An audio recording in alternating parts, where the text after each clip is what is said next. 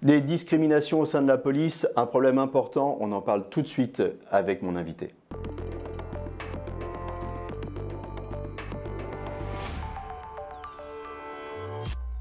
Denis Jacob, un des rôles du syndicat, c'est de lutter contre les discriminations, et les discriminations, il y en a de toutes sortes. Oui, il serait même inconcevable qu'un syndicat, et qui plus est un syndicat de police dont le métier aussi c'est de faire respecter les lois, ne lutte pas contre les discriminations. Il serait d'autant plus inconcevable aussi que dans le cadre de notre action militante, on puisse s'afficher avec des personnalités, des organismes qui affichent clairement du racisme, de la xénophobie, de l'antisémitisme, du sexisme, de l'homophobie. Et donc oui, c'est un rôle primordial du syndicat que de lutter contre ces formes de discrimination au travail également, mais on ne peut pas être maître de tout, on ne peut pas être au courant de tout, et c'est notamment pour cela que nous avons des partenariats avec des associations comme FLAG, qui luttent contre les discriminations sur l'homophobie, mais aussi des organismes mutualistes comme Interial, qui participent aussi à la pédagogie, à la promotion de lutte contre les discriminations. Et puis en interne, on a aussi mis en place une référente en charge des luttes contre la discrimination, Aude Pedrono, de façon à pouvoir faire le liant par rapport à des collègues en difficulté qui auraient plus tendance à se confier aux uns ou aux autres, de revenir vers nous et nous de faire le lien direct avec le ministère de l'Intérieur pour mettre un terme à ces discriminations. Vous avez mentionné FLAG, eh bien justement on est allé les interviewer. Alors je suis avec Johan Caviro, vous êtes président de FLAG et avec vous on va parler des discriminations. FLAG, qu'est-ce que c'est d'abord? Un mot sur l'association. Alors FLAG, c'est une association loi 1901 qui a été créée il y a maintenant 20 ans et qui a pour but de lutter contre les LGBT-phobies au sein des ministères de l'Intérieur et de la Justice. Donc, accompagner nos collègues qui peuvent être victimes de discrimination, qui sont parfois isolés dans leur service, et accompagner du coup les politiques RH dans l'inclusion, dans la prise en compte de nos collègues concernés par ces sujets-là, en particulier les collègues en transition de genre, qui permet du coup de les accompagner et d'avoir une démarche vraiment proactive dans leur prise en compte. On va commencer par un état des lieux peut-être. Alors, on en est où des discriminations? Comment ça a progressé depuis la création de l'association à maintenant? Est-ce que ça s'est aggravé? Est-ce qu'elles sont comptées différemment et donc plus visibles? C'est quoi l'état des lieux? Aujourd'hui, l'état des lieux est plutôt globalement positif, puisqu'effectivement, on a une administration qui a concrètement pris en compte ce sujet-là. L'obtention du label demandé par FLAG, label diversité-égalité, a aussi beaucoup contribué à travailler ces sujets-là. Et aujourd'hui, en tout cas en police nationale, on a une administration qui est plutôt proactive. Et pourquoi aujourd'hui, on a par exemple des collègues qui entament notre transition de genre, et c'est les commissaires de police qui nous appellent en amont parce qu'ils veulent bien faire, parce qu'ils ne sont pas assez formés sur cette question. Et donc, ils sont vraiment en mode anticipation plutôt qu'en mode réaction, où on arrive finalement pour éteindre le feu. Donc, on a vraiment une prise en compte au plus haut niveau de ces questions-là et une écoute plutôt bienveillante de la part des hiérarchies. Qu'est-ce que c'est la diversité aujourd'hui des problèmes? Ça concerne qui, quoi? La diversité des problèmes, ça va plutôt concerner les collègues qui vont ou avoir une difficulté dans leur service à pouvoir parler de tout, et également dans les unités où il y a plutôt de l'isolement, où on est plutôt loin des grandes villes finalement, où ces sujets-là restent encore un petit peu tabous. Parler d'identité de genre, d'orientation sexuelle, ce n'est pas forcément courant. Les hétéros en parlent sans difficulté, ils parlent de leur week-end avec leurs femmes, leurs enfants sans crainte. Et finalement, un collègue qui peut être concerné dans une relation homosexuelle peut parfois être isolé et avoir peur de pouvoir évoquer ce sujet-là avec ses collègues à la machine à café, comme le ferait tout un chacun. Donc la difficulté aujourd'hui, c'est encore l'isolement de nos collègues sur ces questions-là. Alors, isolement, et notamment dans certains territoires, ça concerne qui? Essentiellement les hommes, les femmes, aujourd'hui les deux? Ça concerne les deux, il n'y a pas de règle là-dessus. Donc, effectivement, pour une fois, il y a une égalité dans les genres. La discrimination peut être partout, l'isolement peut être partout. C'est vraiment des cas individuels qu'il est compliqué de généraliser. Quels sont les types d'actions que vous menez? Alors, il y a plusieurs types d'actions. Déjà, maintenant, on intervient dans les formations initiales, qu'elles soient de gardiens de la paix, officiers ou commissaires, vraiment pour enseigner ce que sont les LGBT-phobies, qu'est-ce que c'est que cette thématique, qu'est-ce qu'il y a derrière l'ensemble de ces lettres qui composent cet anagramme. Et puis surtout, on aborde aussi la partie prise en compte des victimes. puisque la police reste un service qui prend en compte les victimes d'agression. Et donc, il est important de pouvoir caractériser correctement les faits, pouvoir s'adresser correctement à la victime, pouvoir finalement la prendre en compte telle qu'elle est réellement. Et donc, finalement, une plainte bien prise permettra derrière d'avoir une suite judiciaire qui est la plus pertinente possible.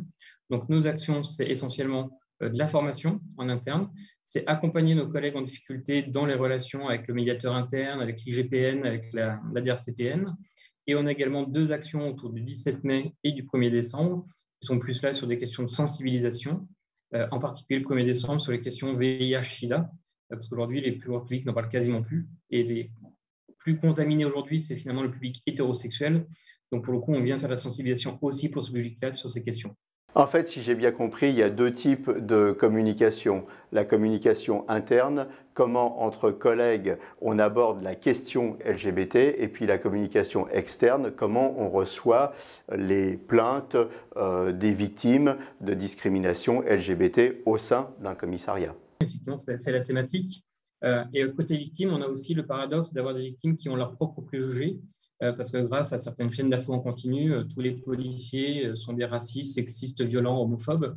Et donc, elles développent leurs propres craintes et leurs propres appréhensions. Et donc, des fois, une maladresse d'un collègue à l'accueil va complètement bloquer la victime.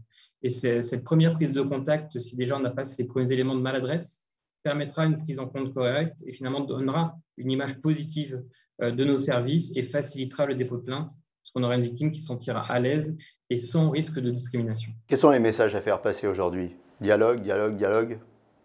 C'est ça, aujourd'hui, il faut parler, il ne faut pas que ce sujet-là soit un sujet tabou. Encore une fois, on peut être maladroit parce qu'on méconnaît le sujet.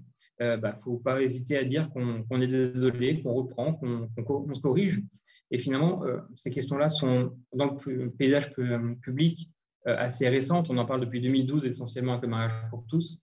Mais effectivement, un certain nombre de collègues ne sont encore pas très au fait de ces sujets-là. Donc, former, parler, poser des questions, nous solliciter en cas de besoin, c'est vraiment ça les principaux messages qu'il faut passer aujourd'hui.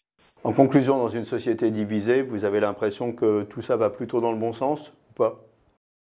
En tout cas, ça va dans le bon sens, en tout cas dans notre administration, ça c'est sûr. Alors, on n'est pas toujours très content de certains points très isolés, mais globalement, on a une administration qui est plutôt moteur sur ce sujet-là. Et c'est plutôt très bien. Et le ministère de l'Intérieur, pour le coup, n'a pas vraiment à rougir face aux autres administrations de l'État. On est quand même un ministère sur ces questions qui est en pointe, qui n'est pas parfait, mais en tout cas qui a largement une longueur d'avance par rapport aux autres. Denis Jacob, on vient de voir cette interview de Flag. Ceci dit, c'est quand même important d'avoir quelqu'un au sein du syndicat qui soit dédié à ce type d'écoute. Oui, il faut qu'on ait une personne dédiée qui soit, je dirais, dans la démarche sociale d'accompagnement, d'écoute. Et donc, il faut que ce soit quelqu'un qui ait quand même une appétence pour ce sujet-là. On ne peut pas traiter un cas de discrimination comme on va traiter un problème d'avancement, un problème de mutation ou autre. C'est très particulier. Et donc, il faut quelqu'un qui soit dédié à cela. Et Aude Pedrono, notre référente, est d'autant mieux placée puisqu'elle travaille elle-même à la BAPSA, ce service de police qui fait des maraudes, notamment la nuit, pour prendre en charge les SDF. On est allé l'interviewer aussi. Harcèlement, discrimination, je suis avec Aude Pedrono. Bonjour Aude Pedrono, vous êtes référente discrimination à Alternative Police. Les formes de discrimination, elles peuvent être multiples. Oui, en effet. Il y a la discrimination qui peut être interne donc, à la police, donc soit avec sa hiérarchie ou même avec ses collègues, ou externe du fait de son métier de policier, donc par rapport à la population. Quand on se sent victime de discrimination, qu'est-ce qu'on doit faire? Le premier réflexe, c'est quoi? Quand on se sent victime de discrimination, le premier réflexe, c'est vraiment d'en parler. Le principal problème que l'on retrouve en général, ce sont des personnes qui n'en parlent pas, qui s'isolent et qui gardent leur mal-être pour eux. Ça, c'est vraiment un danger parce qu'un mal-être au travail ou même en dehors du travail, de par ou sa fonction ou autre, peut emmener vraiment, dans le pire des cas, à un suicide. Donc, il faut vraiment en parler, s'ouvrir. Il faut en parler. Alors, on en parle à qui? Il y a une plateforme, qu'est-ce qu'on fait? En effet, il y a la plateforme Signal Discret qui a été mise en place. Donc, de façon anonyme, un collègue peut exprimer de quelle façon il se sent discriminé au travail. En parler. Donc, en parler à vous, vous en parlez, oui. Par exemple. Oui. Comment on fait pour vous contacter? Moi, par exemple, mon numéro de téléphone est sur tous les tracts d'Alternative Police CFDT, n'importe qui se sent victime de discrimination ou alors qui est témoin de discrimination peut m'appeler. Je me déplace ou les personnes se déplacent, mais en tout cas, on met le problème à plat. C'est plus facile d'en parler avec vous parce que c'est de collègue à collègue, vous comprenez. C'est pas comme si on en parlait à quelqu'un d'extérieur où parfois c'est difficile de s'ouvrir à sa famille. Oui, parce que quand on est policier, on a une certaine éthique à avoir. Il y a certains préjugés aussi. Notre famille ne comprendrait peut-être pas forcément ce qu'on peut ressentir quand on est policier. On est censé être fort, on est censé pouvoir endurer beaucoup de choses, ne pas se plaindre, parce que quand on est rentré dans la police, on savait qu'on allait devoir subir plein de choses. Que de collègue à collègue, c'est différent.